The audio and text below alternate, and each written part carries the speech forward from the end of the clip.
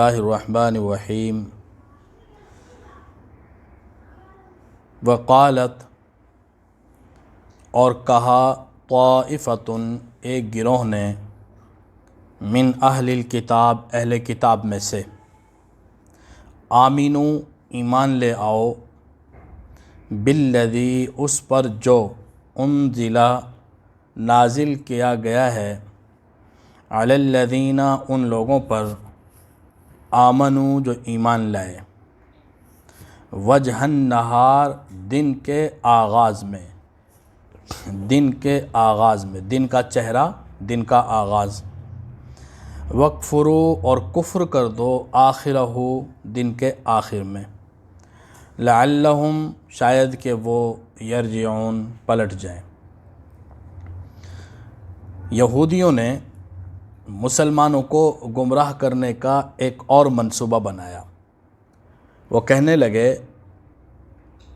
کہ اس طرح کیا کرو کہ صبح کے وقت ایمان لے آیا کرو اور شام کے وقت کافر ہو جایا کرو۔ یعنی بعض یہودی دوسرے یہودیوں سے کہنے لگے، یہودی پیشوا اپنے چھوٹوں سے کہنے لگے کہ تم یہ حکمت عملی اختیار کرو کہ صبح کے وقت مسلمان ہو جایا کرو، شام کے وقت پھر کافر ہو جایا کرو۔ اس سے گمراہی پھیلے گی مسلمانوں کے اندر۔ مسلمان یہ سوچیں گے کہ یہود تو پڑھے لکھے لوگ ہیں، اہل علم ہیں اور تورات کے پڑھنے والے، سمجھنے والے، آسمانی کتابوں کو ماننے والے ہیں، تو اگر یہ لوگ ایمان لا کے ایمان سے پھر گئے ہیں تو یہ اس بات کی دلیل ہے کہ کچھ نہ کچھ کمزوری اسلام میں پائی جاتی ہے، کوئی نہ کوئی خرابی تو ہے۔ اگر کوئی خرابی نہ ہوتی تو یہ ایسا کیوں کرتے؟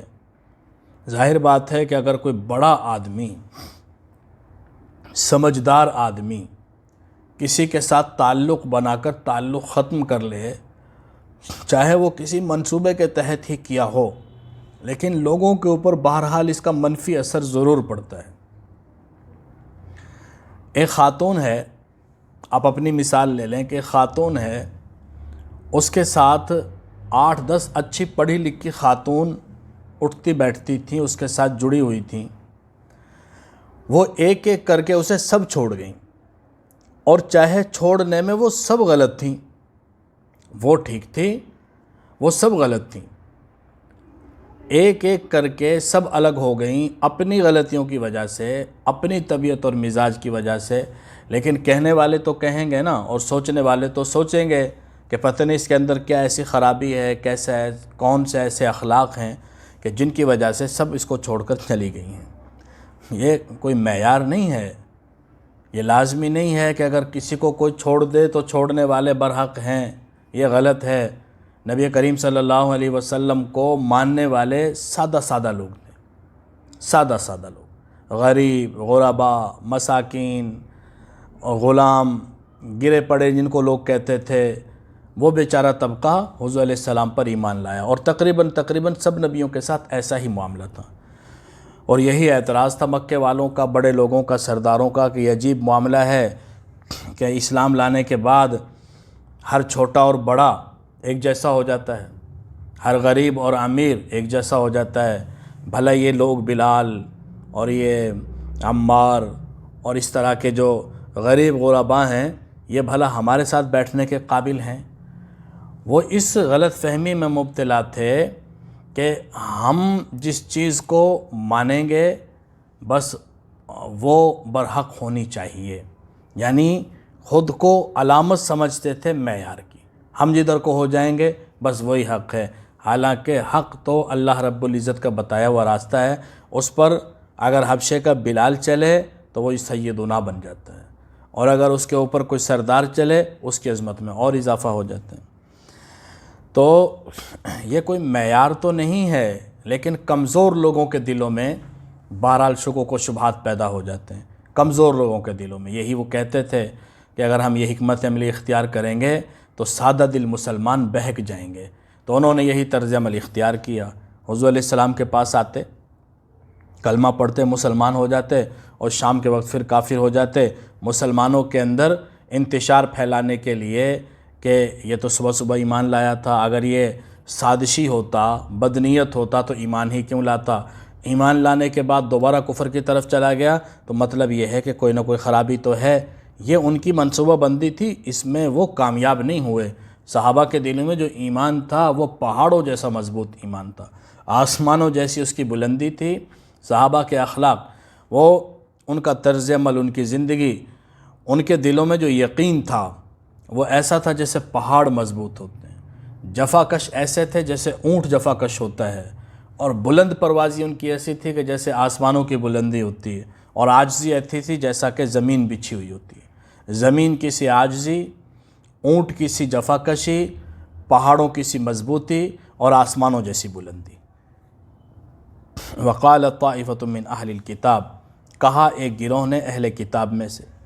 آمینو ایمان لے آؤ، بالذی اس پر انزل جو نازل کیا گیا ہے، علی الذین ان لوگوں پر، آمنو جو ایمان لائے،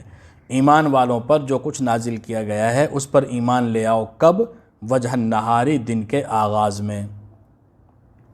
وکفرو اور کفر کر دو، انکار کر دو، آخرہ دن کے آخر میں، لعلہم یرجعون شاید کہ وہ پلٹ جائیں، اپنا دین چھوڑ کر پہلے دین پر آ جائیں۔ ولا تؤمنوا اور مت ایمان لاؤ،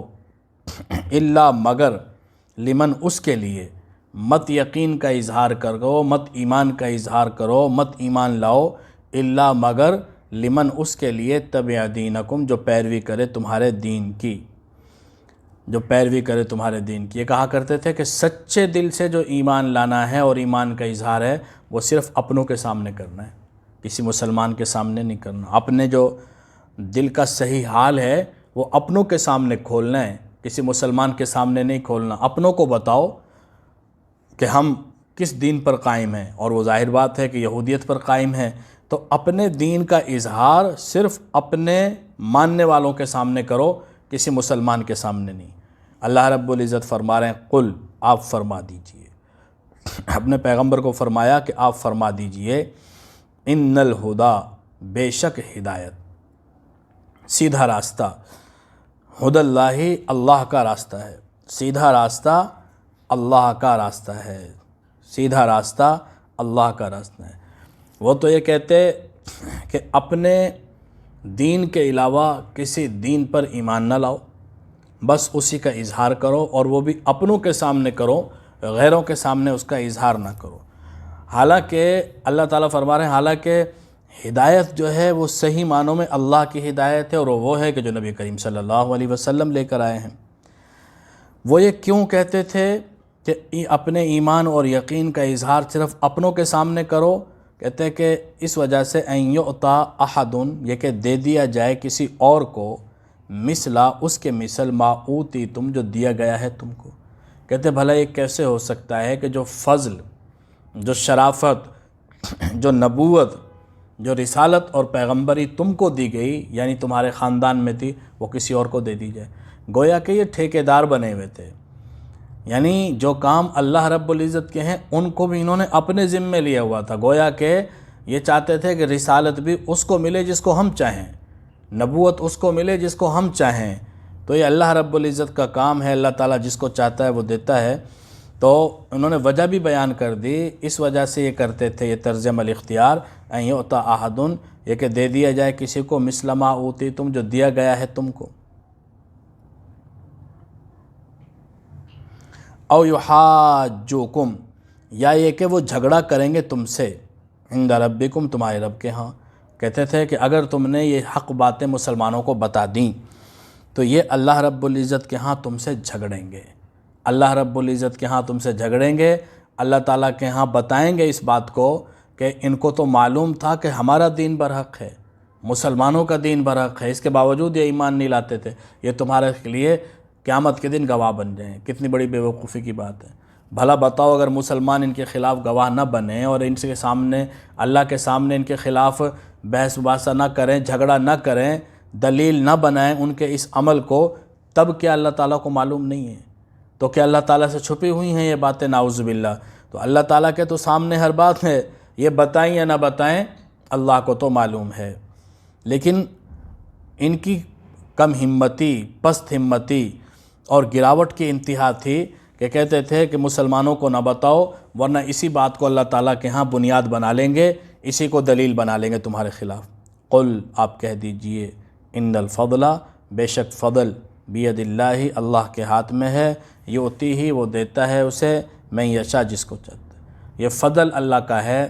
نبوت دینا، رسالت دینا اور بھی جو چیزیں ہیں جتنی اللہ تعالیٰ کی ہی عطا ہے، تو ان کے درمیان فرق ہو سکتا ہے، ایک مال کی عطا ہے اور ایک نبوت کی عطا ہے، دونوں کا کوئی تقابل نہیں ہے، دونوں اللہ تعالیٰ کا فضل۔ اللہ تعالیٰ نے نبوت کو بھی فضل فرمایا ہے، علم بھی ایک فضل ہے، رزق بھی ایک فضل ہے، لیکن سب سے اعلیٰ ترین فضل اور شرف جو انسان کو دیا جا سکتا ہے وہ نبوت ہے۔ اس سے بڑا کوئی مقام اور منصب نہیں ہے، اس سے بڑا کوئی فضل نہیں ہے۔ قل آپ کہہ دیجئے ان الفضل بے شک فضل بید اللہ اللہ کے ہاتھ میں ہے، یؤتی ہی وہ دیتا ہے من یشاء جس کو چاہتا ہے، واللہ اور اللہ واسع علیم بہت وسعت والا خوب جاننے والا ہے۔ یختص برحمتہ یختص خاص کرتا ہے، برحمتہ اپنی رحمت کے ساتھ، من یشاء جس کو چاہتا ہے، خاص کرتا ہے اپنی رحمت کے ساتھ جس کو چاہتا ہے۔ واللہ ذو الفضل العظیم اور اللہ فضل والا ہے، عظمت والا ہے، اللہ فضل والا ہے، عظمت والا ہے۔ یہودیوں کی مذمت بیان کی گئی،